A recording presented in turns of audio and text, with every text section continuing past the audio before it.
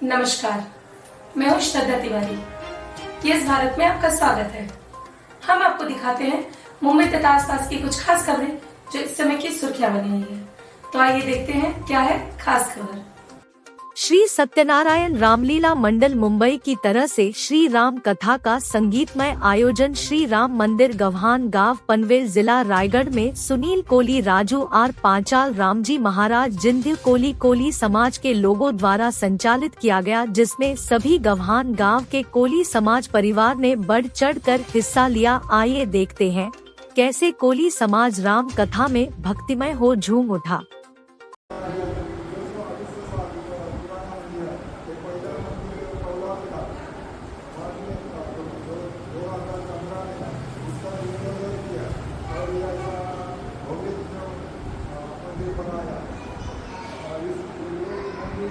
रामनवमी को बड़ा उत्सव होता है और गोकुलाष्टमी अष्टमी ये बड़ा उत्सव होता है। आज उधर हरिनाम चलता है, कीर्तन चलता है, भजन चलता है। ऐसा एक पुराना मंदिर है गव्हान नाम के कोली समाज दमन का मंदिर है।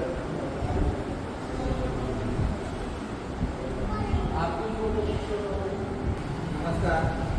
आपल्या या श्रीराम मंदिर गव्हाण या आपल्या राम मंदिरच्या सभागृहामध्ये आता हरिपाठ वाचन श्रीराम कथा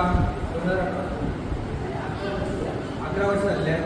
ते चांगल्या प्रकारे आपल्या 11 दिवस हरिपाठ करत असतात आणि त्याला आमच्या ग्रामस्थ चांगल्या प्रकारे सहकार्य करत असतात। अशाच प्रकारे आमच्या पूर्वी राम मंदिर आहे पॉप्युलर होते आणि त्याचा जीर्णोद्धार करण्याचा आम्ही माझे सहकारी उपाध्यक्ष किशोर कोली आणि ग्रामस्थ यांनी एकत्र बसून असा ठरवलेला की आपले हा 150 वर्ष आपलं राम मंदिर आहे त्याचा आपण जीर्णोद्धार करूया। त्याला आमच्या पंचक्रोशीतील सर्वांनी आम्हाला सहकार्य केले आणि सुवास आम्हाला या मंदिरासाठी देणगी स्वरूपाने भव्य दिव्याचे निधी दिली। त्या निधीतून आम्ही असा हा जीर्णोद्धार या मंदिराचा केला। या मंदिराला आता 8 वर्ष झालेले आहे। तरी या मंदिरामध्ये आमच्या हरिपाठ आमची करणारे पाठचार्य चांगल्या प्रकारे करत असतात आणि दरवर्षी येतात। त्यांना आमचे ग्रामस्थ चांगल्या प्रकारे सहकार्य करतात। अशाच प्रकारे पुढे पण असेच रामलीला करावी असे आम्ही त्यांना विनंती करतो। आणि 22 तारखेला रामललाचा प्राण प्रतिष्ठा आहे अयोध्यामध्ये। तुम्ही पण काय काय प्रोग्राम करतात सांगा।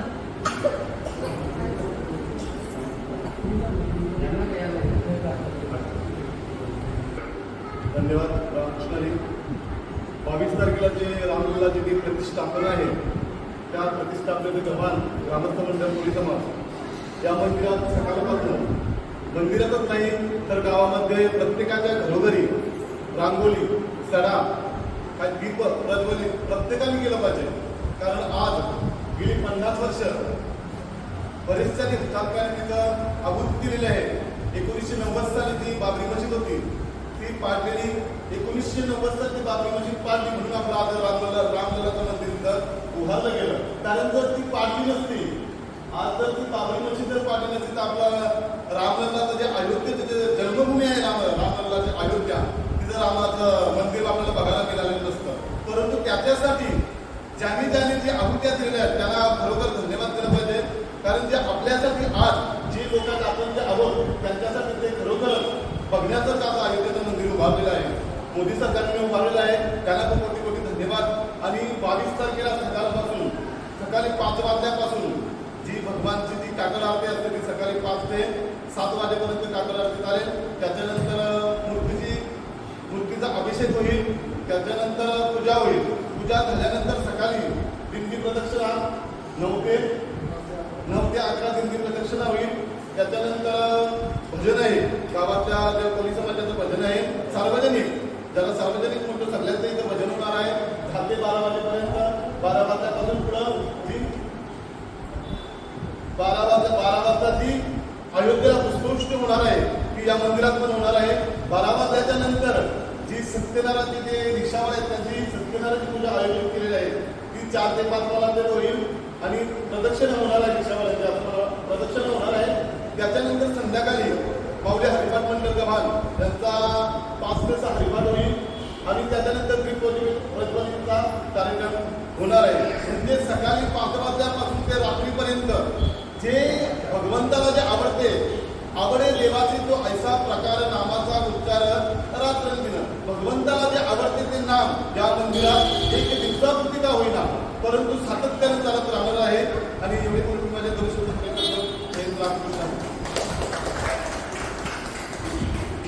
अजून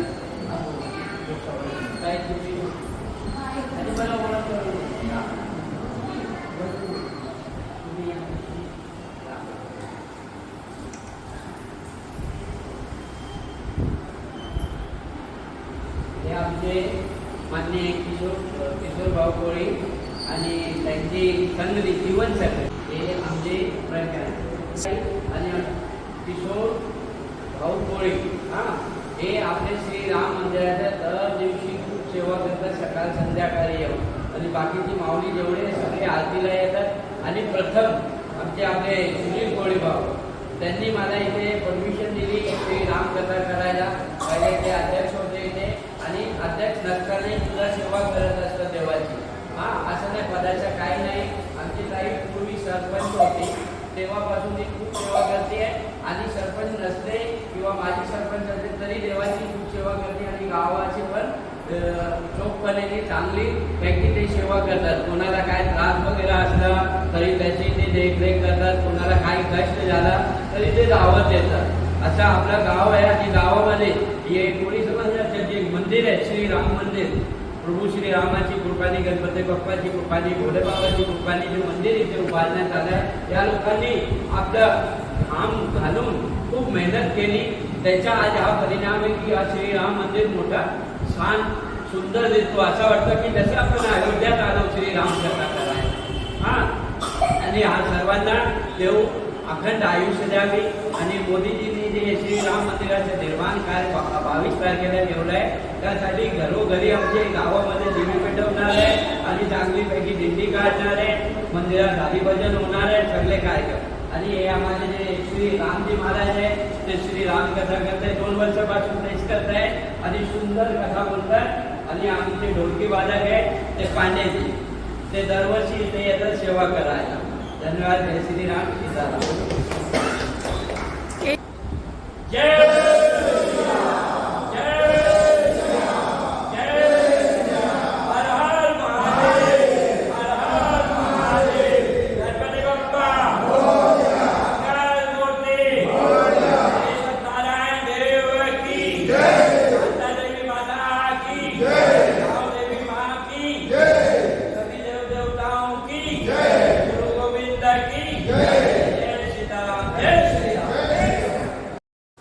इसी के साथ अपने खबर को करती हूँ समाप्त.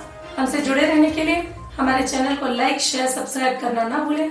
साथ ही आपसे अपील है यदि आपके आसपास कोई घटना घटित हो रही है और आप उसे हम तक पहुंचाना चाहते हैं तो हमसे संपर्क कर सकते हैं सीधे स्क्रीन पे दिए गए नंबर पर.